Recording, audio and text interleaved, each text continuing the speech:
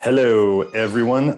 This is Dr. Garrett Smith, also known as the Nutrition Detective. And today here on YouTube, I was going to take the opportunity to review some of my recent blood tests and hair tests, because that's what I talk about as what I do for my clients. And Dr. Heal Thyself, I do the very same things that I do on my clients on myself. And if we're going to make the rubber meet the road, after 3 years of doing this work, and I tell people this is not an overnight process. This is, you got decades worth of garbage going on in your liver. It's going to take a couple years to get it out. So I did start with my own health issues. I have gotten rid of psoriasis as part of this. I have gotten rid of prostate urinary issues that started in my mid-20s. I have gotten rid of, chronic pain in various parts of my body. There's something I'm forgetting. Oh, chronic and insomnia. I almost forgot about the insomnia. Yeah, that was bad for a long time. And then I've also gotten rid of various skin fungal issues. So I've had pretty good results in treating myself over the years. And I try to share that with people, all the things I've figured out. So what I'm going to do now is I'm going to share my screen so we can go over these labs. These labs are about a month old. Let's go here. So for anybody who's watching this, who decides to come and let's say they're haters and they decide to come and watch this video to try to find ways to poke holes in me, I never said I was of perfect health. I am constantly working on it, just like most people who are going to be watching a video like this are. And I've made a lot of what do I look at first with people? I always tell people we look at your symptoms first, because if we are improving your symptoms and it's holding, it doesn't matter what the labs say. If we are doing what we need to do, and let's say people are becoming more resilient to foods, they're not as sensitive to foods anymore, we start watching their tests, they need less minerals and other nutrients than they did before, and their symptoms are going away or getting better. In a certain way, I know I said we were looking at their labs, but I don't need the labs to tell me that they're doing better. Okay, we use the labs to see inside the body. The labs tell us where we're trying to go, and then people's feedback and their symptoms tells us which route to take. Like, think of it as the labs are the map, and the day-to-day feedback and even people's intuition and symptoms, that is what, like when you think of Google Maps or whatever, that is what tells us what route is the best. Okay, so these are my LabCorp labs. What I did, let me get up to the top of them. What I did with them, October 2021 right here. This is the most recent. So the most recent is on the right. September 2020, this is about a year ago. I do labs on people somewhere between 4 to 6 months is when we repeat the labs, both the hair test and the blood test. So 4 months for people who really want to do it soon. 6 months is pretty normal. So here we go. Here's the iron section. We are in the iron section first. I'm not going to cover too heavily the green stuff. If it's green, it's good. The orange, I didn't want to do red. Red felt too fear-mongery to me. So the orange color is when things are out of the desired range. Okay. So I'm not really I don't need to cover these top iron ones. People might be looking at them saying, oh, that's trending up. These normalize. I see these normalize in my people all the time. And if it's in the normal range, that's all I care about. I mean, the normal range, the desired range. Let me put it that way, the desired range. So let's look at ferritin, because I know there's lots of groups out there who obsess over ferritin. We regularly bring ferritin down without a lot of work, without making people stop eating beef or severely restrict their beef or take calcium with their iron meals or drink tea. We don't do any of that stuff. So is it working for me? So let's see, I had 111 back in September. Now I will say in between September and April, I did donate blood one time, one blood donation. And that's about the expected drop from a blood donation. So that was just the sledgehammer hit. October 2021, I'm down to a 50, which is right in the middle of my desired range. I'm eating beef quite regularly. I'm taking, what am I taking? My Lactoferrin.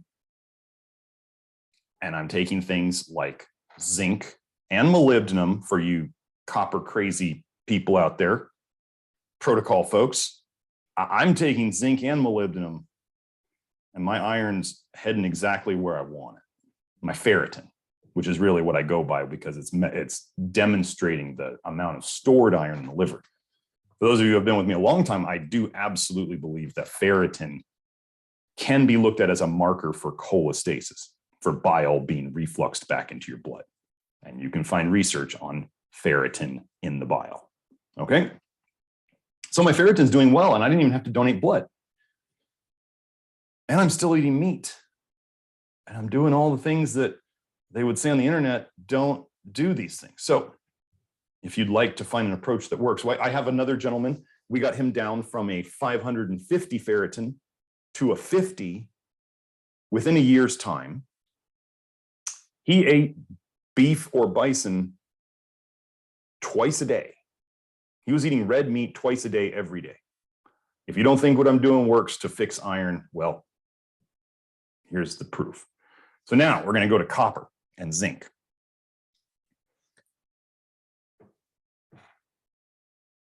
Copper. I want to get into something that people like to spew all over the internet, which may have shown up in a couple of studies, but it doesn't hold true in the real world. So look at my copper numbers, 82, 85, 94. I want them between 70 to 110. Actually, I probably want them more between 80 and 110.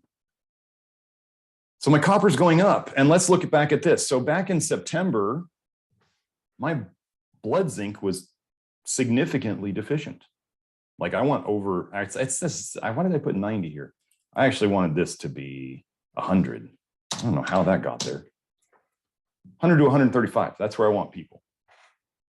And I did what I tell people to do, where you skip taking zinc the day of the labs and the day before the labs. So September, I'm deficient. April, I am taking zinc, a significant amount of zinc. I'm not going to get into my doses here because I don't need people going out and not testing and guessing and then messing yourself up. So I do my hair test every month, and I do my blood tests on a regular basis. So I get to watch this because this, you'll see why this is important, right? I was right in the range. So what I did at the time, I believe I decided to stick with the dose that was working. Okay. We get to October. Oh, a little higher than I'd like, 100 to 135, and I'm at 158. Now I can tell you that serum zinc or plasma zinc can change very rapidly with taking zinc or not. That's why I have to have people stop their supplement before the test. So I went up to 158. Okay. Oh, am I scared? No. But I want you to look. People will say, oh, you take zinc and your copper goes down. Wait, where does that happen again? Over a year of taking zinc? Sorry, where was the copper going down again? Why is this an automatic thing? Why do you have to take copper with your zinc? I would not take copper supplements of any type. I don't care if it's bioavailable or not. I wouldn't touch them with a 10-foot pole. I want that copper out of my liver. I don't need to put more in. And no, there's not safe copper and unsafe copper. No. So my copper keeps going up. Zinc went up. All I'm going to do to fix this, the zinc dose that I was taking, I'm going to cut it in half. Easy peasy. Should have me right in the range I want to be in on my next round of tests. Okay. Taking zinc supplements is not that risky a proposition to have a little bit more than you need. But if you don't test, you don't know. So CBC, like I said, I'm not going to talk about all these that are green. You know, the ones that are green all the way across, I'm not going to talk about them too much unless I know that there's a pattern. So let's go here, red blood cells. This is something that in the research, vitamin A toxicity can go both ways in people. It's kind of like, I liken it to alcoholism. Like alcoholism, in the early days, people tend to gain a lot of weight. And when alcoholism progresses, then people tend to get very skinny. They may still have the big hard belly, but their arms get very skinny, their legs get very skinny, everywhere else on them starts to get really skinny. So alcoholism can both cause obesity and it can cause underweight. Okay. This is the important thing to know about vitamin A toxicity, and the important thing to know about cholestasis is there's different states of it. But one of the things in the research that goes along with hypervitaminosis A, vitamin A toxicity, is what's called polycythemia, or too many cells in the blood, too many red blood cells. Okay. So remember, this is September. I was at 6.03. Come April, right? 5.85. Come October, 5.44. Now, this is the range. This is the desired range that I've got on here. I'm not in range, but I'm moving towards the range. That's the right direction, is it not? So people could say, well, you're not in range, and this is, and I'll say, well, if somebody's not in range as a practitioner, my job is not to berate them for not being in range. My job is to fix them, to help, sorry, let me change that, to help them fix themselves. Okay. Hematocrit was slightly high back in September. Oh gosh, it's all in range now. Moving right towards the middle of that range. Okay. So we're going to pass over all these green ones. So monocytes. Generally, I tend to think of monocytes, the percent, as a marker of potential inflammation in the system. Okay. Oh my gosh, it went up by a point. You've been high all 3 times. I'm not all well yet, still fixing things. And as we will get into, well, I could start getting into it now. In the week, so these labs were October. Well, I can look here. Wait, don't I have it? Is it in there? Let me go back. No, they were the 15th. They were so hair analysis. Yes, we'll do that one. Okay. So I actually got what I believe. So for those of you out there who are saying COVID doesn't exist, or COVID's a hoax, or whatever, I can tell you I got whatever it was. Whatever this thing is, I got it. It was the longest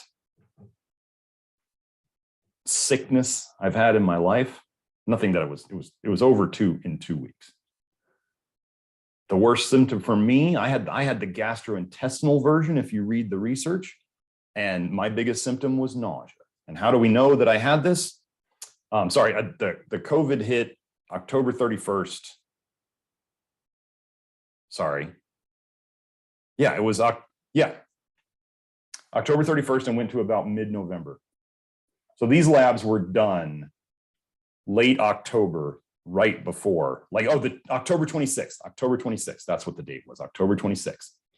So for those of you who don't believe me, I went and I got, after I was well, so 11/15, 11/16, I went and got tested for COVID antibodies. So I'm technically, as if you believe the antibody immunity theory, technically I'm immune now. But I did have whatever they're calling COVID and whatever they're testing for, whatever it is, because I'm not sure about it. The people out there who say they're sure about it, or they say that it doesn't exist, I don't know. I don't know. That's all I can say. But I had whatever this is, and it happened about 5 days. But these labs were, the October ones were taken about 5 days before it really hit. Okay. So just because the day it hit, that doesn't mean the day that things started working in your system, you know, things that started heading down. Okay. So anyway, okay. Monocytes slightly elevated. I'd like them below 7. They're at 10. Am I going to get worried about it? No. Eosinophils. Now, one thing that people like to say eosinophils are a marker of is allergy type responses, allergic type responses. They're an allergic type. When you think of anaphylaxis, you think of IgE. Okay, that's what they look for when they're looking for anaphylactic type allergies, the most serious type, right? So I was at 3% back in September of 2020, and now I'm down to 2%. So that might imply that I'm less allergic. And I can tell you that I used to have seasonal allergies and I don't anymore. That's pretty cool, I think. So we have another one that improves. So like when we're looking here, we go this turned green. This turned green. This turned green. I would say things are going pretty well. The rest of these are green. We're going to skip that. Blood glucose, 80, 80, 78. I like that. Blood urea nitrogen. Oh, another one that used to be out of range that is now in range. That's a good sign, right? And remember, I'm avoiding generally most major sources of vitamin A in my diet. I am definitely not trying to eat copper.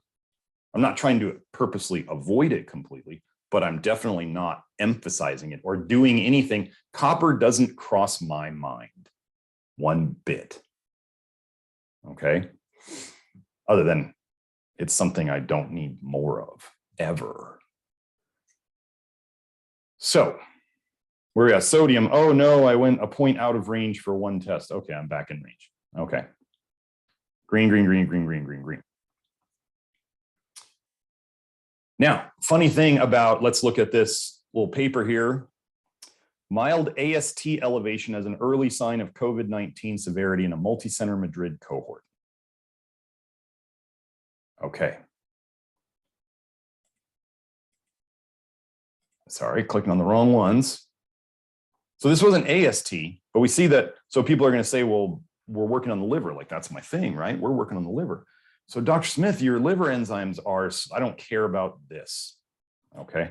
I do not care about these. These are in range. They are under the 26, which is a tighter range than the standard liver enzymes range. So I'm happy, I'm fine with that. Now this one, oh, fine, right on the border, but fine.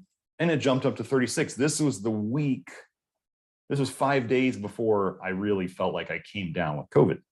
Okay, liver enzymes going up a little bit, possibly a prodrome or a precursor, like things that are showing up in the system before the big thing comes out. Am I worried about it? Do I have all expectations that this will go back to normal on my next test? Yeah. Oh, and then we could look at another liver enzyme, GGT. For longevity, in the longevity research, I definitely want I want GGTs below a 13. Was it a 16, then a 21, and now I'm back to 9. So am I real worried about my liver at this point? No, I'm not. 3 things that tend to cause GGT to be elevated, and I have research on these. 1 is vitamin A toxicity. We'll get to that in a second. 2 is copper toxicity. Well, I don't have that. 3 is iron overload. Oh, I fixed that. And I fixed my I'm very close to having my vitamin A issue quite fixed. So if I were to fix 2 of the 3 major causes that raise GGT in a bad way, you would expect GGT to go down. And mine did, into what I consider my optimal range. Lactate dehydrogenase, these are all fine. Oh, and just so you know what these labs are. So I normally only run 4 blood tests, like 4 tests, not 4 groups of tests, 4 tests for blood tests. What I did on this test was I added I forget what it's called on our store, the liver health assessment panel or something like that. And that's where we do these extra things. So if you were wanting to work with me, this blood work is extra on top of my normal testing and consultation package. And if you want to review it with me, kind of like I'm doing right now, it takes extra time, so there's an extra charge. So you don't just get to add more labs and then do more time. We charge for the extra time. So if you want extra labs and you want to go over extra stuff, it costs extra. Okay, but that's what I'm going over here. Cholesterol. Now, I actually want you to realize something fully here. Back when I was doing, I don't know, bulletproof coffee, and I was doing the paleo diet, and I was doing, let me tell you about my cholesterol history. First of all, my mom has rocked a 280 cholesterol, 280 total cholesterol before. So I have a genetic tendency, which we'll get into. Well, it's genetic until you fix the underlying problem, right? Genetics loads the gun, environment pulls the trigger. Environment being everything you eat and are exposed to and supplement and all that stuff. So let me tell you my cholesterol history. Back in college, when I was a vegetarian triathlete, not a good time in my health. It was also when I had the worst fever I had ever had, worst short-term fever flu I've ever had, was when I was in that. Total cholesterol was 200. I did it at like a street fair and they were doing free cholesterol. So I was 200. Okay. Fast forward 5 years, maybe. Paleo. I'm doing paleo and CrossFit. And then after that, I'm doing bulletproof coffee. I became very regular at having my total cholesterol at 280 and my LDL at about 200. Okay. And I was slowly developing more health problems over the years. So this is probably back in like, I don't know, 2005, 2007-ish. So the highest I've seen my cholesterol total was 280. LDL was 202, I believe. So look at this now. So back in September 2020, we had 219. Did jump up to a 239. But we know now, I know now, to stay the course. Just stay the course. The liver takes time to clean itself out if you're doing the right things. And now it dropped down to 198. Am I trying to do anything specifically to lower my cholesterol? No. Do I take in some soluble fiber? Yeah. Do I avoid vitamin A, which is probably the big driving force behind high cholesterol? Yeah. Am I fixing my liver, which makes, 80%, 90% of your cholesterol that's in your blood? Yeah. So if my liver cholesterol is a way we get rid of poisons, just so you know. If you didn't know that before, cholesterol is just like a big old jumble of poisons stuck together, including vitamin A. And that's in the research. So triglycerides, they were always green. But let's look at this, 92, 97, slams down to a 55. Was I trying to lower my triglycerides? Nope, just trying to fix my liver. HDL, 40, 51, 56. My HDL is going up. Am I trying to do anything to raise it? Am I taking any special supplements to try to raise this? No. VLDL, if LDL's bad cholesterol or lousy cholesterol, I'm going to guess that VLDL is probably even worse. Well, look at this slam down.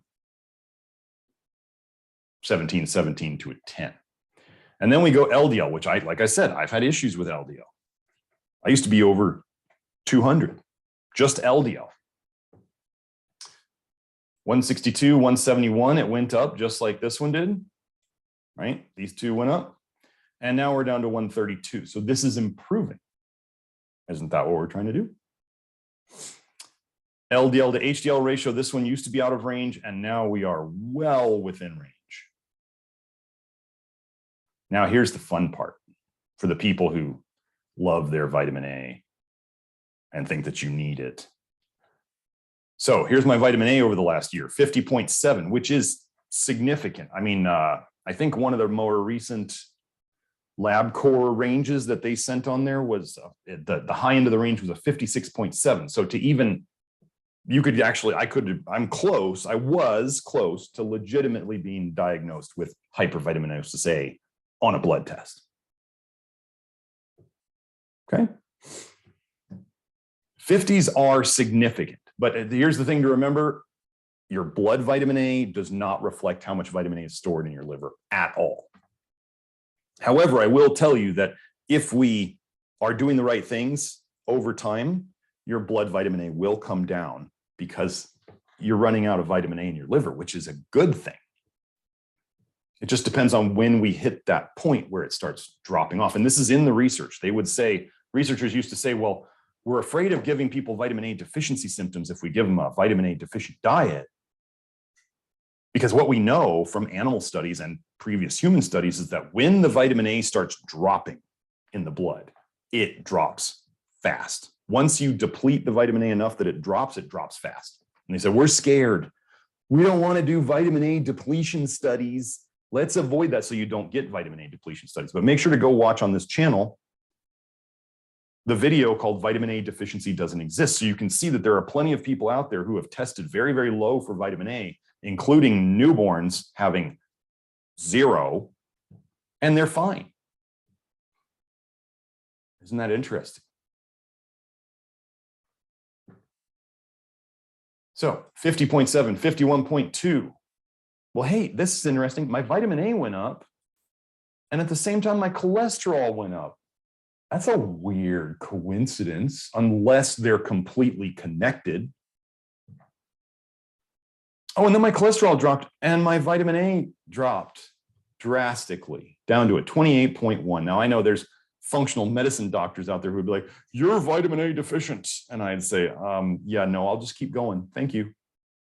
I'll keep fixing myself. I'm good. I'm good. So if somebody has been working on a vitamin A depletion diet for 3 years, as I have at this point, September would have marked 3 years, and we're now at October, and I see a drastic drop in vitamin A levels, this means the liver is finally reaching that threshold of depletion. I've gotten there. It's on its way down, and it's going to keep going down. Now, the other thing that I did in these last 6 months, so note the big cholesterol changes, the GGT change, you know, with the other things that are green now that didn't used to be green. The biggest thing I did in these last 6 months, 8 months really, I added Lactoferrin. Specifically, I used to use at the very start life extension Lactoferrin, and now I use a much superior product based on all the feedback we're getting, which is my own product, Nutrition Detective Lactoferrin. You can get it at the website if you want. But for those of you who are doing vitamin A depletion diets, and I have another person who their vitamin A recently dropped a lot, and they've only been doing the vitamin A detox a year and a half. But what did they change in that last 6 months? They added the Lactoferrin. What does Lactoferrin do? Fixes the liver, fixes the bile ducts. That's the gist. That's the general gist of what it does. What are we trying to do here with vitamin A detox? Love your liver program. We're trying to fix the liver, fix the bile ducts. The rest takes care of itself. So vitamin A dropped. So I did this test because I am focused on or obsessed with cholestasis or liver injury, as some might say. I did not back then test the bile acids. But what am I of the belief of? That a truly healthy person has 0 bile acids in their blood. So serum bile acids of any type, 0. Nobody's ever going to say that you can have health problems by not having bile in your blood. Okay? Bile is supposed to go in from your liver directly into your bile ducts and then go into your intestines. And then it is one of two things happen to it. It's either pooped out or it comes back to the liver through the, what am I thinking of? The portal venous system comes back to the liver. The liver sucks the bile out of that little, that's a short little blood circuit. It's called enterohepatic circulation. Your intestines go right to the portal vein goes right to the liver. The liver is amazing at filtering stuff out. So your liver just filters all that bile that came back in that little blood loop, and then it puts it into bile again if it can, because it wants to get rid of it. So that's all we want bile to do. You want your bile, think of your bile as your liver's poop. As long as everything's moving correctly in your intestines, whatever good things you think bile does, it will do them. They will happen. There's no fear that they won't happen. All they need to do is, for the supposed good things that bile does, is get to your intestines. You want to know where bile goes, where it doesn't help you at all, is when it goes into your blood via cholestasis or liver injury, which is why you have health problems in the first place. So I started sometimes testing bile acids for people who want it, or myself. I'll continue testing my bile acids each time. But testing bile acids doesn't actually move the process forward. The amount of bile acids, unless we're comparing the same person, I've seen people with very, very high bile acids who have very minimal symptoms, and I've seen people with very, very low bile acids who have multiple autoimmune diseases. Now, let me tell you something about this. These bile acids, what do we have here? 1, 2, 3, 4, 5, 6 different bile acids. I believe I saw a paper that said there are 55 different bile acids that have been discovered in humans. So they tested 5 of them. So I'm sorry, 6. 1, 2, 3, 4, 5, 6. 6 of them. 6 of 55. We shouldn't really call this serum bile acids, because that implies like it's the total bile acids. That's what I thought when I first started doing this. They're testing 2 of them. And by what primary and secondary are, primary is what's made by your liver. Secondary is what is converted by your gut biome into what are generally regarded across the board as more damaging bile acids. Secondary, this is how your gut biome affects your health, folks. If you have the problems with your gut biome, it turns less bad bile acids into a lot more bad bile acids. Go search lithocholic acid and colon cancer. Lithocholic acid is so nasty, it'll just give you cancer right in the intestines where it's formed. Okay? They don't measure lithocholic acid on this. Weird thing. Just like they won't measure retinyl esters in your blood, because that's one of the few tests that you could do to tell if you have vitamin A toxicity in your liver. But nobody does that test. It's weird that like these tests that could show the epidemics that are going on are not being done.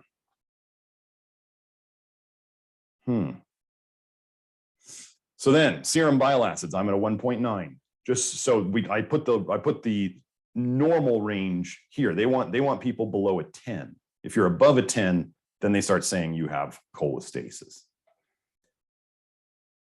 I'm going to tell you that you don't want any bile in your blood. And if you do have it, you have some degree of cholestasis. So do I still have some degree of cholestasis? Yes, I still have bile in my blood. I still have, wait, where was it? I have vitamin A in my blood. That's how vitamin A gets into your blood, is through cholestasis, basically, for the most part. I still have, well, the iron's gone. And I still have, oh, I skipped over the copper. I still have copper floating around in my blood. That's going to come down very soon. That will come down as I reduce my zinc. That's going to be the funny thing. I'm going to do these labs again, and then I'm going to reduce my zinc, and my zinc's going to come down, and the copper is going to move down with it. And then I may be deficient in copper. And you know what? I'm going to be great. I'm going to be just fine. So the fractionated bile acids. Sorry, I'm about to sneeze. UDCA. This is UDCA, ursodeoxycholic. Excuse me. Ursodeoxycholic acid, which is a secondary bile acid. So for those of you out there taking bear bile or taking UDCA or TUDCA, which is just UDCA with a taurine attached, you are taking a secondary bile acid. And if you're not aware of all the research showing that long-term TUDCA use and UDCA use are not good, you might want to familiarize yourself with it. I go over it in the Love Your Liver program. But I'm wow. One of my bile acids is good. Cholic acid, very low, but I want it lower, 0.2. They want below a 2.2, so I'm 11 times below where they want. Quinodeoxycholic acid, another primary bile acid. I'm in a 0.9. They have 5.8. So I'm like, what is that? 8.5 times below where they say it's cholestatic. Deoxycholic acid. This is another secondary bile acid. We do not want this one. I'm at a 0.6. They want below a 3.3. I mean, I want 0. And the total bile acids where they just add them up. So they just add these up and they add these up. 1.7. They want it below 9.2. So what is that, about 5.5 times? I'm about 5.5 times below their high end of the range. I'm fairly pleased with this. Right now, it's just a baseline. This is my baseline in terms of bile acids. What do I want to see in the future as I fix my cholestasis? Possibly through the use of lactoferrin and the other minerals that I do, including magnesium and zinc and molybdenum and selenium. That's based on my last round of testing. Yeah, we should see those go down. Hopefully we'll just see green, greens will just start popping up in there. That's the plan. So that's the bloods. So let's go. So we already talked about the liver enzymes there. So let's go. This is the hair test. Most people have no idea what they're looking at, and most practitioners have no idea what they're doing with these. None. So I was pretty proud of this hair test. Funny thing, my blood labs are improving, and my hair test is looking quite good, in my opinion. So let's go here. Calcium, generally.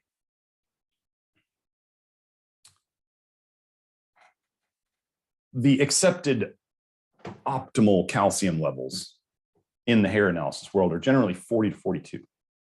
Okay. So I do this hair test. So if you look, let's see here, date, October 15th. Previous test results, 9/15/2021. I do my hair test every month. I practice. I do not ask anyone else to test their hair every month. It just so happens that I have a great hairstyle for it, and I have a really good deal with the testing lab. So I have the perfect hairstyle for it, and I have a good deal with the testing lab. So I do mine about every month. And this is how I was able to figure out a lot of things about hair testing that other people weren't able to. Because people can't keep track of what they changed and what they didn't change in a 6-month period. You just can't keep track of all the variables, but in a month, it's a lot easier. So anyway, calcium down from a 58 to a 37. 37 is close enough to 40 and 42. I'm happy with this. I'm real happy with this. Magnesium. 3.0, your magnesium went. So I'm sorry, let me explain this. This is the bottom row is the previous test. Bottom row is the previous test, the September test. Top row is the current test. Magnesium to the 3.3. What I would like to see, I would like to see this magnesium a bit taller, because what that would give me if we go and we look at the rate, I didn't put on the ratios on here. Anyway, my cal-mag ratio, you want it between a 3 and an 11. Cal-mag ratio is the only ratio I even begin to discuss. So what do we have? We have 37 divided by 3.3. So I'm at an 11.2. Do I want that better? Yes. Do I know why my cal-mag ratio is not as good as it should be? Yes, because I was experimenting with a sustained release mig-SMA magnesium, and I was trying to use that by itself to raise. I was testing it. I was testing it on myself. We test, we don't guess, then we address. So I was testing my magnesium to see if these pills, which have all sorts of ingredients in them that I don't really like. I use the ones without the extra B vitamins and any of that stuff because I don't need any of those B vitamins. I was testing them out. I tested them out for about 6 months, maybe 7 or 8 months. Over time, I had to admit to myself that while they were convenient, they didn't work based on hair testing. What's the definition of insanity, right? The definition of insanity is, continuing to do the same thing after you get the same result. You repeat the same thing and you expect a different result. I could have said that better, but you keep repeating the same thing, expecting a different result. That's the definition of insanity. So what do I do when I start seeing that pills don't work? And I know, and I tell people this, and I'm telling you this right now. Topical magnesium approaches, when the right amount is used, are about 10 times as effective as raising magnesium levels with pills. You can argue with me all day. There's about 1 in 20 people who can get away with pills, is my estimate based on clients I've seen over the years. 1 in 20. I can tell with a hair test how well your magnesium approach is working or not. My approach was not working. And actually this next month was when I started doing my topical magnesium more like I should, and I dropped the pills, and my magnesium level shot up, and I had a great cal-mag ratio.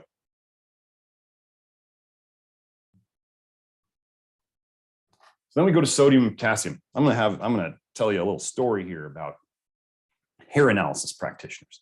Hair analysis practitioners will obsess over your sodium and potassium values and your sodium to potassium ratios, and it's just not necessary at all. So optimal sodium is said to be about 24 or 25. Wow, for the last 2 tests. Okay. Optimal potassium is said to be around a 10.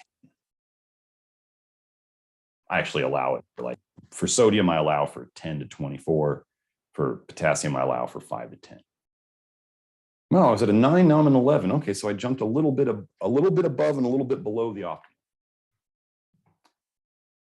What am I doing to make my sodium and potassium do this? Well, first, I don't use any of those crap unprocessed sea salts. I avoid those like the plague. I have pink salt, red salt with blue and different color, black specks in it, gray salt. I avoid all of them like the plague. They are all full of toxic elements. The sea salt ones are full of microplastics. They're all full of whatever. Just imagine, here's a question for you about salt. If somebody gave you a glass of seawater that they could take out all the salt from it, so you could drink it, because you can't drink seawater, right? Because there's too much salt. So they took out all the salt's gone from it. And they hand you this glass of random seawater from anywhere in the world. Oh, and before somebody says, well, what if they get it from this area? All the oceans are connected. All the oceans are slowly contaminating each other. But you have this glass of water from the ocean without salt in it. Would you drink it? Most people would say no, because there's tons of toxic garbage in the oceans. Now, then, if you want to talk about mining salt, why is mined salt red, like pink salt and other salts that are mined? It's got rust in it. Ferric oxide, iron oxide. Look it up. Look up the iron levels on their certificates of analysis. It's got rust in it. You don't want to eat rust. That's a general. That's part of my iron protocol. Don't eat rust. Okay. Oxidized iron. That's a bad idea. Okay. So potassium and sodium, what do I do to fix them? I use the right type of salt. Bright white, single ingredient. Bright white in color, single ingredient. Processed salt, not iodized, not anti-caking agents added, not drying agents added, nothing. Just like my lactoferrin, no extra ingredients. Bright white, single ingredient. I salt my food to taste. Potassium, I make sure I get enough potassium from foods and potentially from supplements with my clients if they need it. But it is not how much salt you eat or how much potassium you eat or you supplement that drives these levels up and down. Here's the kicker for you folks out there who know hair analysis or think you do. We fix sodium and potassium levels by fixing everything else. And then the sodium and potassium levels fix themselves. This is why I say I don't put any energy or any time into thinking about sodium and potassium, because I realized a long time ago that they were out of my control. And I'm not going to try to force them into range.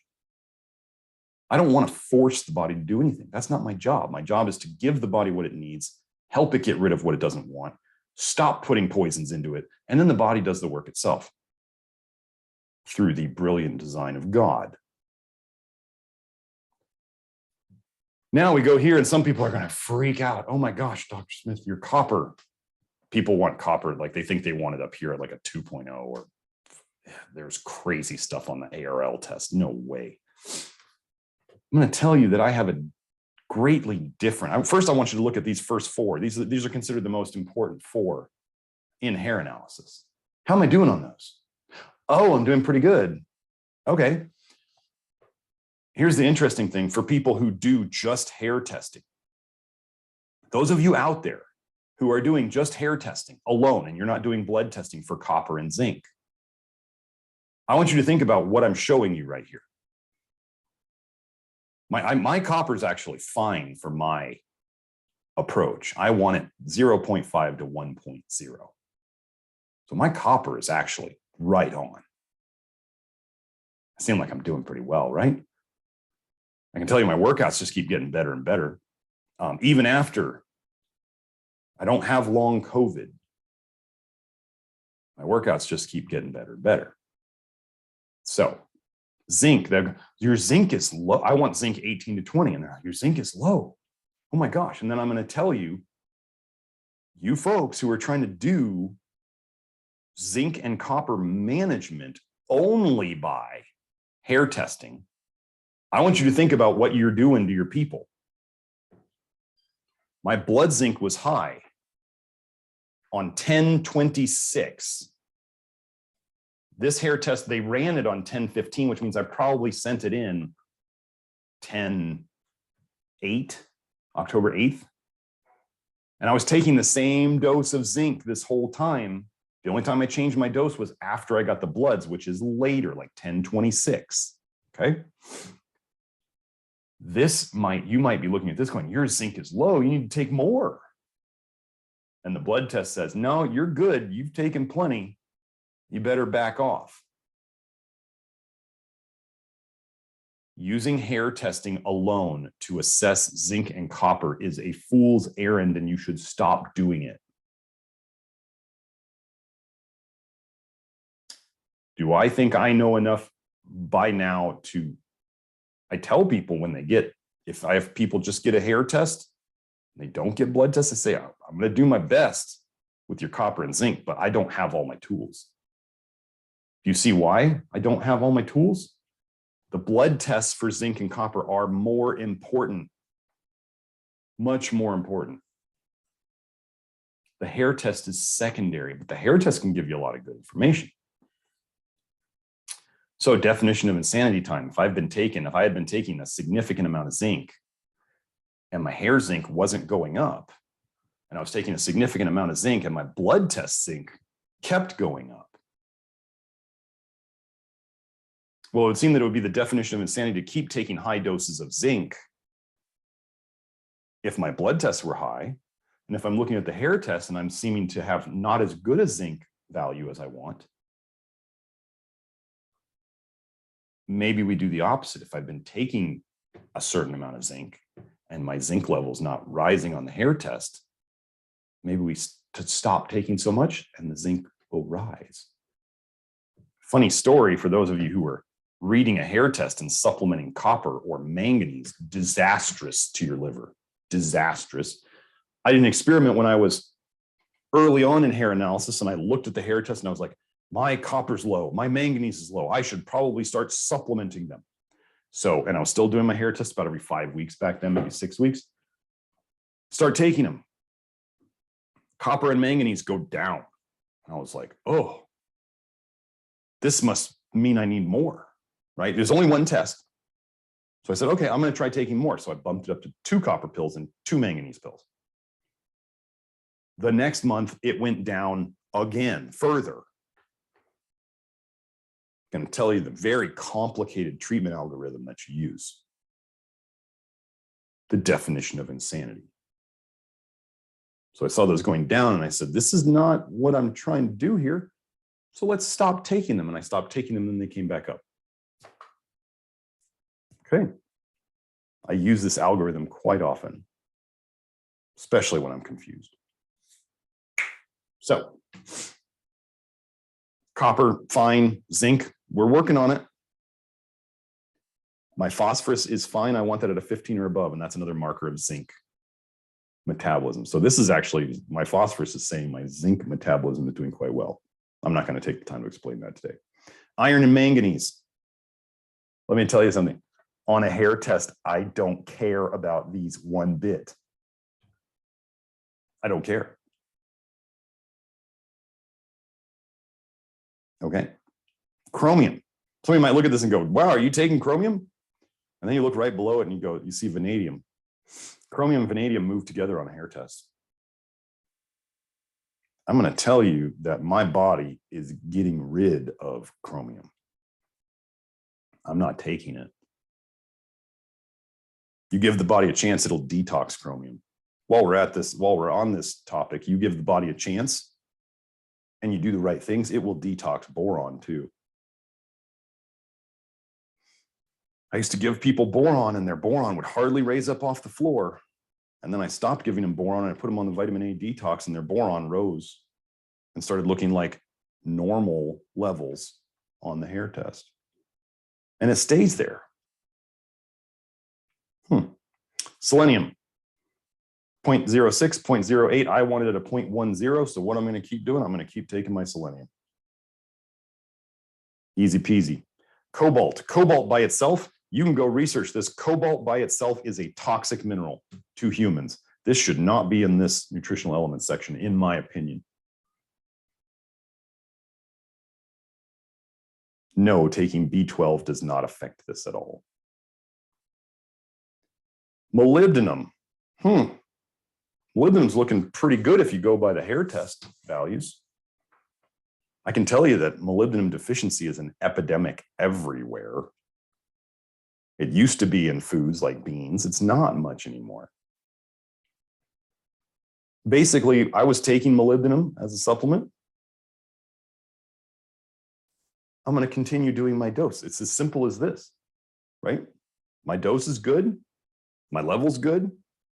I'm going to keep doing what I've been doing. Or let me give you the so there's the definition of insanity is one treatment algorithm. Let me give you the other one. If it ain't broke, don't fix it.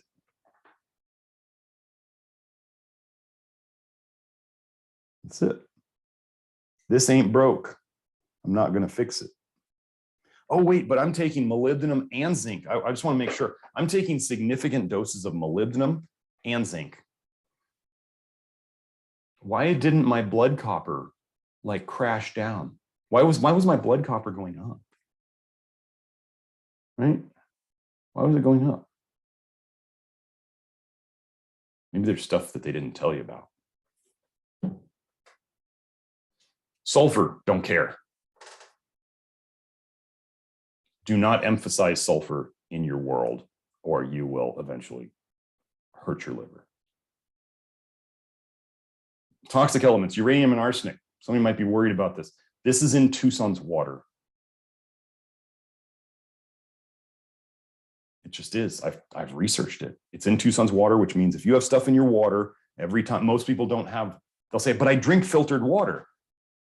This is a hair test. One of the problems, the main challenge of a hair test is that your hair is outside of your body. It can be contaminated. Does this mean we shouldn't ever use hair samples? No, it just means that we have to realize that it can be contaminated. So most people in their house don't filter their shower water. Or if you do filter your shower water, if you say, well, I have a shower water filter on there, it's just chlorine. It's not filtering anything else other than chlorine. And remember, there's all these filters out there that say, oh, we leave the minerals in the water. Oh, you mean like uranium and arsenic? And oh, you have copper water pipes? Oh, you mean the extra metallic copper that's going right into your water? Okay. Keep those minerals in your water. You go, girl. Maybe you don't want those minerals in your water. Maybe there's a lot of stuff in tap water that you don't want, including the minerals. So, uranium and arsenic, I'm not going to spend a lot of time on this. I eat almost no rice. So no, rice is not an issue for me. This is contamination of the hair sample via shower water, bath water. Not worried about it one bit. You see how this stays very consistent? This is fairly consistent. It's water contamination. Mercury, honestly, this beryllium's gone. Mercury, I don't care about mercury. I don't eat fish and shellfish. I don't have any amalgam fillings. Amalgam fillings don't show up on a hair test, just so you know. Fish and shellfish, I don't eat them. Okay, so that should disappear soon enough. Cadmium's gone, lead's gone, aluminum. Aluminum's heading down. I've been seeing some interesting things with aluminum over the last year. Definitely more of it showing up in people, whether they're new to me or whether they're old clients. Everybody's aluminum is going up. Some people may scream chemtrails. Chemtrails have been around for a lot longer than the last year when this started. Additional elements, there is nothing I'm going to discuss down here because I already discussed vanadium. This is not of any interest. That this can be used a little bit, but it's not something that we guide treatment with.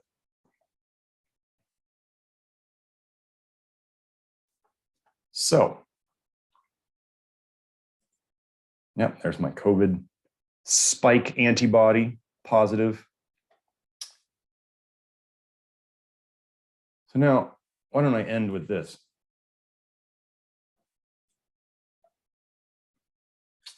There's probably a lot of health professionals out there, or health wannabe professionals, who don't put their labs into a video, who don't show the wonders of what their approach is doing to their health, because it's not actually happening.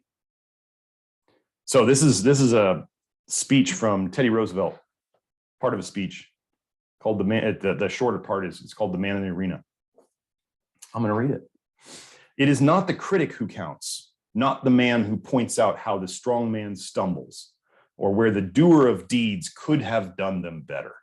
The credit belongs to the man who is actually in the arena, whose face is marred by dust and sweat and blood, who strives valiantly, who errs, who comes short again and again, because there is no effort without error and shortcoming. But who does actually strive to do the deeds? Who knows great enthusiasms, the great devotions, who spends himself in a worthy cause, who at the best knows in the end the triumph of high achievement, and who at the worst, if he fails, at least fails while daring greatly, so that his place shall never be with those cold and timid souls who neither know victory nor defeat.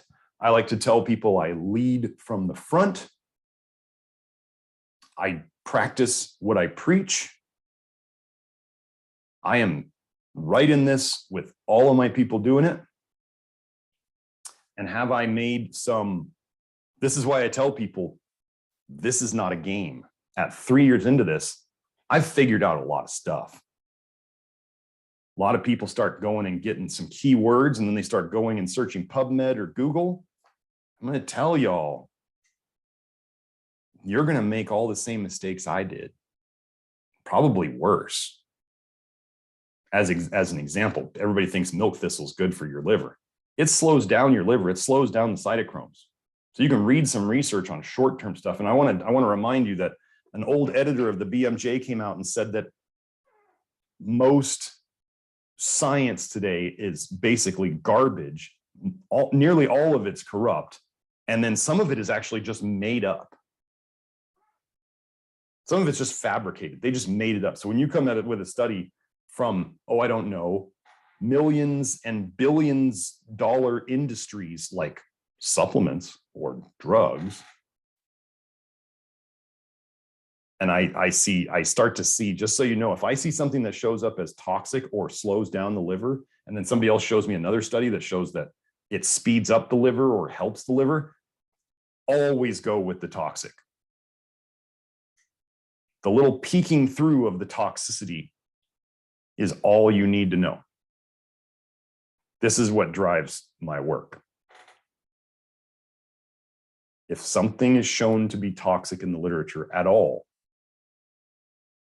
you don't want it. Okay. So I normally would, take questions on a live stream, but this is not a live stream, and we're done. So again, my name is Dr. Garrett Smith, also known as the Nutrition Detective. My website is nutritiondetective.com. If you would like to work with me, get your labs better. We do this testing. This is we call it the testing and consultation packages. That can be found in the store. If the Lactoferrin piqued your interest, you're welcome to go look up the research on it. That is also in the store.